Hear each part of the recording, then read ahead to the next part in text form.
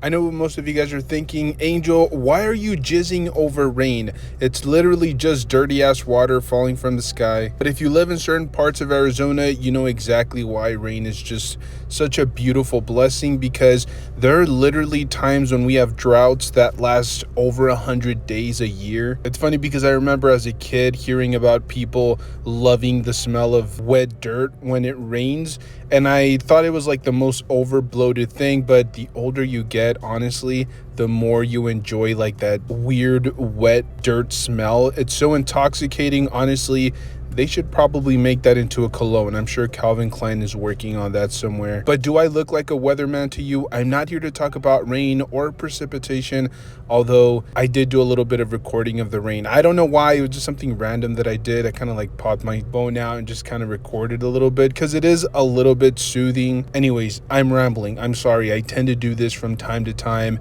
In today's video, I thought we would go through, at least in my personal opinion, 5 of the most underrated Marvel Legends action figures ever.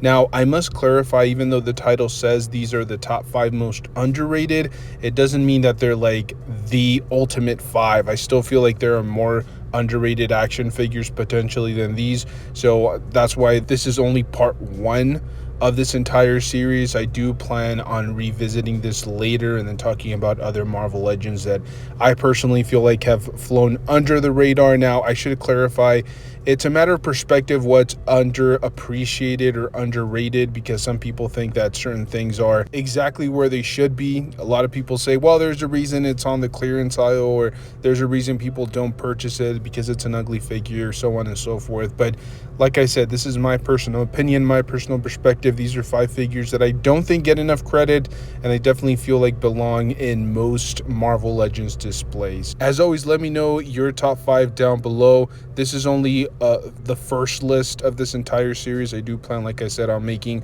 more top 5 most underrated Marvel Legends action figures out there. So stay tuned for that. We definitely upload pretty consistently. Without further ado, let's get into the 5th spot for today's video, where we have Hydroman from the Molten Man Build-A-Figure wave. And look, I said it at the beginning of the video, but this is definitely one of those figures that is going to have issues. It definitely had a bunch of problems. No butterfly joints. The ab articulation was almost non-existent. The ankles are not great either, and then not to mention there's little to no articulation at the elbows.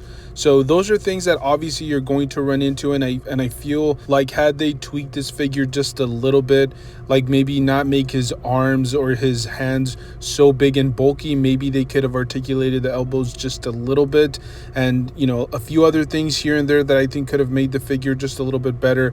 But the head sculpt is phenomenal. It displays incredibly well. It almost feels kind of like a deluxe figure. I would have loved to see an actual deluxe version of Hydroman that can actually have like the arms removed and then have just a regular Hydroman without all of the extra plastic and effect pieces.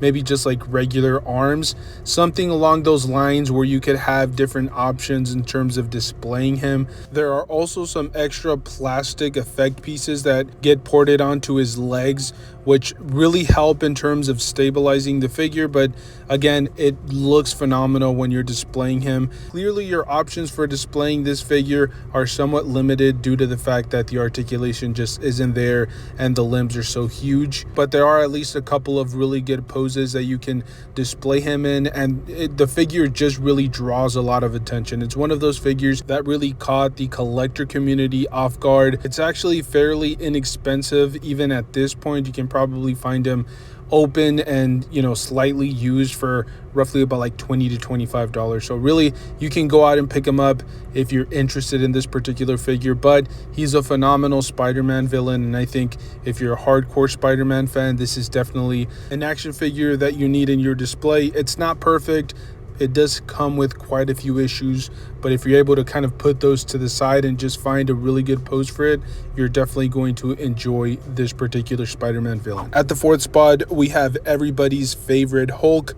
I'm totally kidding. Everybody hated this particular series, and honestly, at this point, if you were able to finish SheHulk on Disney Plus, I feel like we deserve some sort of award, a medal maybe, or even at this point, I guess we would settle for just like a shout out from Kevin Feige, because That show is absolute cringe. I don't know what exactly happened. It had absolutely no direction. But this is the problem sometimes with judging the merchandising based on the actual source material, because yes, it was an awful show, but this particular figure is actually pretty good. Does not come without its issues.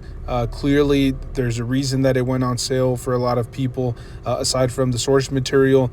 Just like with Hydroman, I think the hair, for example, really limits the head articulation, which is a really big fundamental issue. The ab crunch with female characters, we all know, is not great all the time.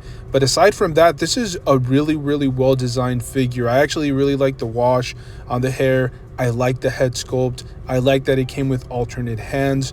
And this was a really big deluxe size figure. If I'm not mistaken, it was close to like 7 inches, I want to say. And then it had the new pinless technology, which is really cool from Hasbro.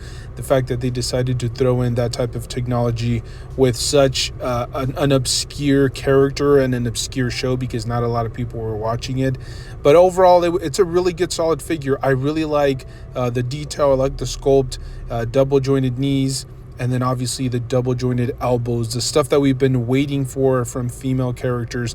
It's nice that Hasbro is giving them some love. And now this type of articulation scheme on female characters is kind of the standard, but there was a time when female characters just didn't have this type of articulation. So this was one of those that kind of set the path for the rest of the female characters that we're going to follow eventually. But it's a great figure. It doesn't really fit in with any of like the MCU stuff, because I don't know if they're going to bring back She-Hulk into like the mainline MCU. But it's a really good figure, really good articulation, great sculpt. And honestly, even just for the sake of having fun posing a big giant female She-Hulk, I think this is a must pick up for most collectors, especially considering this was on sale for the longest time. I think I probably picked it up for like $7 to $8. And if you do some hunting, I think you would probably be able to find it for similar prices. But definitely deserves to be on the spot.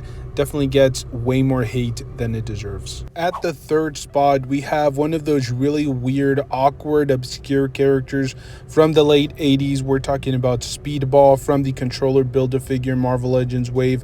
A really interesting figure. There's not a lot going on with it aside from one of maybe the best body molds at the time, some great paintwork, a great head sculpt, some great shading on the hair. Although it did not come with any accessories, which is one of the main reasons, obviously, aside from not being a very well-known character, that not a lot of people picked him up. It could have easily come with some extras, but it seemed kind of like one of those throw-in into some of these Marvel Legends Build-A-Figure waves. We already know that out of the 6 figures, there's a potential that at least 2 of them are like obscure and not as well known, and this happens to be one of them.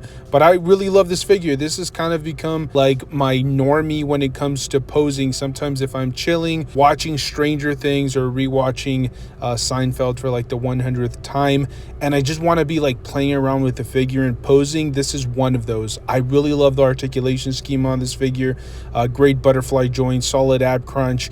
All around, this is just a really well articulated figure. And the neck, the way that they designed the hole in that ball joint on the neck, it's just phenomenal. I can get him into some really crazy poses, and this is probably one of the ones that I have the most fun with. Definitely not a well-known character, and that's one of the main reasons that I wanted to put him on today's list, because I feel like he's gone under the radar a lot just because you're not too familiar with the character. Sometimes you got to give these obscure superheroes a try, especially if you can pick them up on sale, which is, like I said, just another one of those figures that I was able to pick up for a phenomenal deal. So if you guys are able to find this, or if you're interested in picking up this figure just to test it out, you can probably pick it up online for about like $10. Very, very cheap, very affordable. Let's move on to our second spot on today's list. And yes, I had to show Venom some love. He is one of my favorite Marvel characters, probably my favorite symbiote out there. And yes, we have gotten a plethora of these Marvel Legends Venoms in the past, and I believe this body mold has been used quite a few times.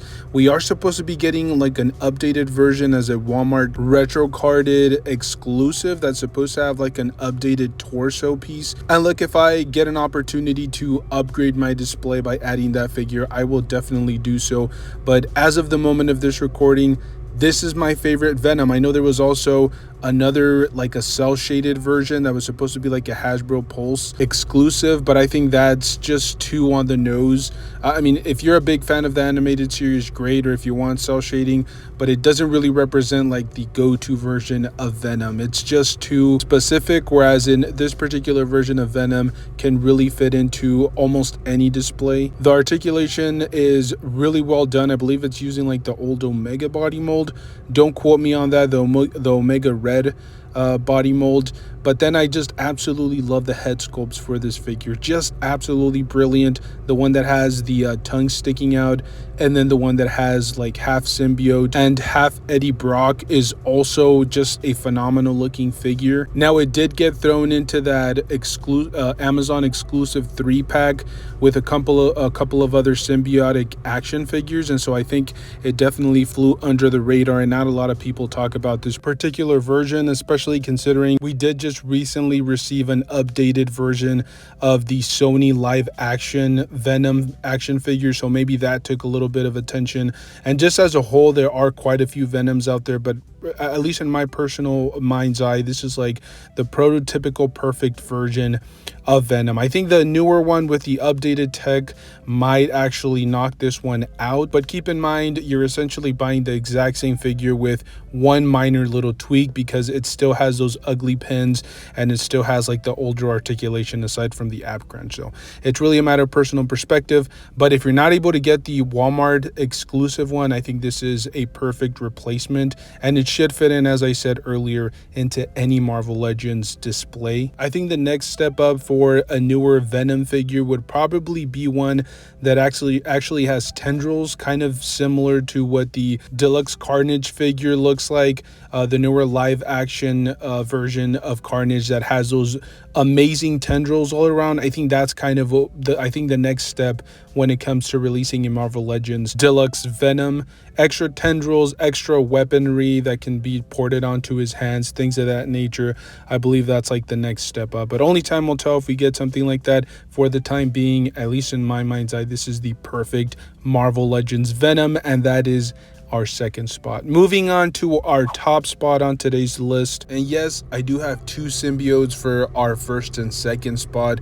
I just had to throw in the Marvel Legends Carnage from that Venom pool Build-A-Figure wave. Very similarly to our previous entry with Venom, there have been just an absolute avalanche of Carnage action figures over the last few years. We just received the VHS version, we have this version, we also have the one that was a part of that Monster Venom Build-A-Figure wave, and then we are also getting a Target exclusive one, and then obviously we got the live action Carnage iteration as well, which I already kind of talked a little bit about with our previous spot. But at least in my mind's eye, this is the prototypical perfect Carnage, and I absolutely love the Absolute Carnage head sculpt, which is based on a comic book series that was going on around that time, and you could actually army build with these, because in that particular run there were a lot of Carnage minions, if you will. But I love the sculpt work on this. I think the articulation could have been tweaked a little bit, and I would love to see a modern take on this with like the pinless joints, the double ab crunch,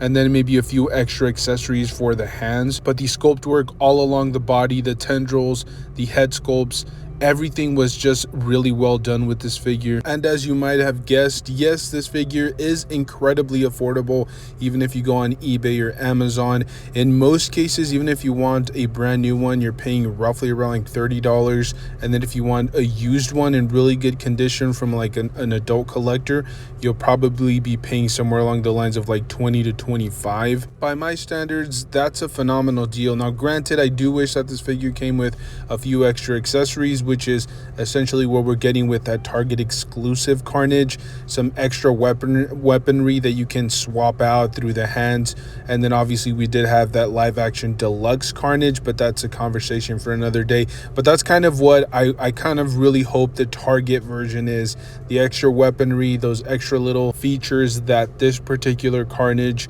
was really missing. But if you're looking for just an army builder or just an extra Carnage for your display, this is just a perfect purchase. Very affordable, even though it is one of my all-time favorite Marvel Legends action figures. So I have definitely rambled on long enough. Hopefully you guys enjoyed today's video. Let me know down below in the comment section if you agree with me, disagree, or just let me know what your top 5 most underrated Marvel Legends action figures are and why. And also, if you guys are interested in seeing similar content, we do have an insane amount of variety on our channel, so you guys can definitely go ahead and check that out. We do upload at least like 2 to 3 times on a weekly basis, so we definitely have quite a bit of variety. Stay tuned. As I said, we're always uploading random action figure nonsense, and if you guys enjoyed this, you guys will definitely enjoy our next few videos. Hopefully I can do a little bit of like San Diego Comic-Con coverage. I won't be there obviously, but just kind of cover and talk about some of the stuff that's being released as it's happening, and then we can all kind of enjoy it from home and dream about, you know, being amongst our people someday, because that's, I mean, honestly, if you're a collector, that's kind of the dream, to hit San Diego Comic-Con eventually. So stay safe out there, stay tuned, and as always, definitely enjoy the hobby. I'll see you guys in the next one.